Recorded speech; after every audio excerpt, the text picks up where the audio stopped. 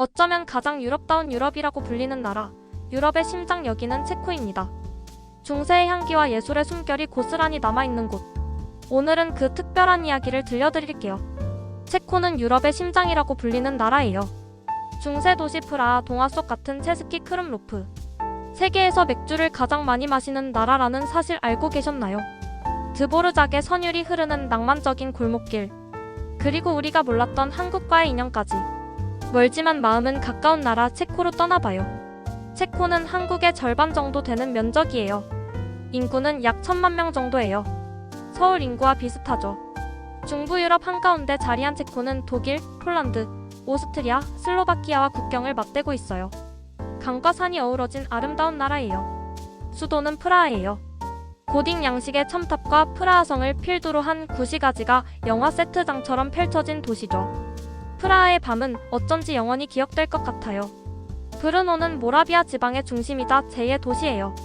카를로비 바리는 유럽에서 가장 유명한 온천 휴양지 중 하나고요. 체스키 크름로프는 마치 동화 속에서 튀어나온 듯한 작은 마을이에요. 체코는 의원 내각제를 채택하고 있어요. 2025년 현재 대통령은 페트르 파벨, 총리는 피터 피알라예요.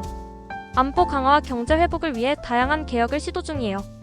경제를 보면 1인당 GDP는 약 28,000달러 수준이에요. 자동차 산업이 발달했고 스코다 자동차가 대표적이죠.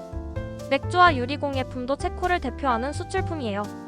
프라하에 가면 꼭 가봐야 하는 5곳 알려드릴게요. 첫째, 프라하 성과 찰스교예요. 세계에서 가장 큰 고대 성으로 기네스북에도 등재된 곳이에요. 체코 대통령의 집무실이 있고 성 내부에는 세인트 비투스 대성당이 자리 잡고 있어요. 천년의 시간이 켜켜이 쌓인 성벽을 바라보고 있으면 내가 역사의 한 페이지 속에 서 있는 것 같아요. 찰스교는 14세기에 건설된 이 다리는 불타바 강위를 가로지르며 프라하의 구시가지와 성을 연결해요. 그 다리 위에서 맞는 새벽. 공기 잔잔한 강물 위에 부서지는 빛, 그냥 그대로 기억되고 싶어요.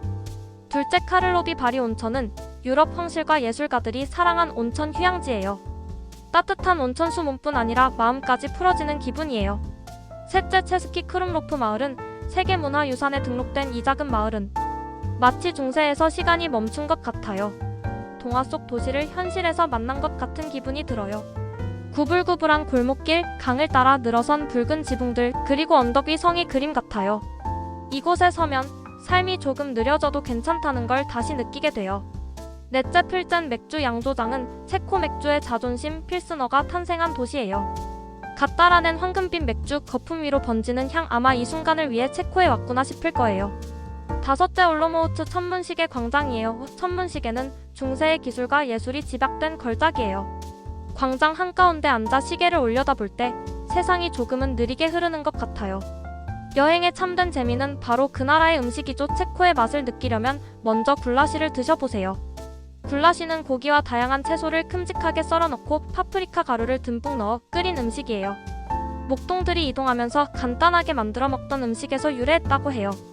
그 밖에 꼴레뇨는 체코식 족발 요리이고 스비치코바는 등심을 부드럽게 익혀 크랜베리와 먹는 음식이고 뚜르들로라고 부르는 굴뚝빵이 명물이에요. 체코는 맥주의 나라이기 때문에 모든 음식들이 맥주와 잘 어울려요.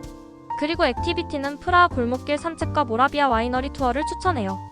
체코에는 이런 속담이 있어요. 먹고 마시고 사랑하는 사람은 진짜로 사는 사람이다. 삶을 사랑하는 그들의 철학이 참 멋지지 않나요? 카렐 로데는 가장 잘 알려진 체코 배우예요. 대표작으로는 헬보이, 블레이드이, 본 슈프리머시 등이 있습니다. 강렬한 인상과 연기력으로 인상 깊은 조연 역할을 많이 소화했어요. 스포츠는 아이스하키가 국민 스포츠예요. 첼시의 축구 골키퍼 체흐도 체코 출신이라 생각나네요. 테니스 선수로는 나브라틸로바와 이반 렌들이 체코 사람이에요. 음악은 드보르작과 스메타나가 체코를 대표하는 작곡가예요. 그리고 알폰스 무아는 아르누보 양식을 대표하는 화가이자 체코 예술의 아이콘이에요. 현대 문학사에 영향을 끼친 카프카도 유명하고요. 최근 체코 소식도 전해드리면 체코는 유럽에서 가장 낮은 실업률을 기록했다고 해요. 그만큼 체코 경제는 잘 돌아가고 있다고 봐요. 브르노에서는 한국 영화 특별전이 열렸어요. 이런 교류가 참 반갑죠. 그리고 우리가 잘 몰랐던 체코의 사실 몇 가지는 먼저 세계에서 맥주 소비가 가장 많은 나라예요. 카렐 대학은 유럽에서 가장 오래된 대학 중 하나고요. 벨벳 혁명으로 공산주의를 평화롭게 종식시킨 나라라는 점도 특별해요. 벨벳인 이유는 다른 나라의 혁명들처럼 피를 흘리거나 폭력적인 충돌 없이 아주 평화롭고 부드럽게 이루어졌기 때문에 붙여진 이름이죠. 외국인이 주의해야 할 점은 공공장소에서 지나친 스킨십은 피하는 게 좋아요. 그리고 프라하에서 택시 탈 때는 앱을 이용하세요. 체코 사람들은 여유를 참 사랑해요. 퇴근 후에는 맥주를 즐기며 친구들과 시간을 보내는 걸 당연하게 여겨요. 그리고 마지막으로 한국과 체코의 인연. 1990년 한국과 체코는 공식 외교 관계를 맺었어요. 현대 자동차는 체코에 유럽 핵심 공장을 두고 있어요. 삼성, LG도 체코에서 활발히 활동 중이고요. 문화에서도 깊게 이어져 있어요. 드라마 태양의 후예, 사랑의 불시착이 체코에서 인기를 끌었어요. K-팝 공연도 프라하에서 열리고 있고 K-푸드도 점점 알려지고 있어요. 무엇보다 체코는 한국 전쟁 당시 의료 지원을 보낸 나라예요. 이런 역사를 알게 되면 참 감사한 마음이 들어요. 여행은 결국 거리를 이동하는 게 아니라 마음을 움직이는 거죠. 체코는 그 마음을 가장 깊이 울려주는 나라 중 하나예요. 프라하의 오래된 다리를 건너는 순간 우리는 현재를 살면서도 시간을 여행하게 돼요. 여행은 결국 나를 찾아가는 길이죠.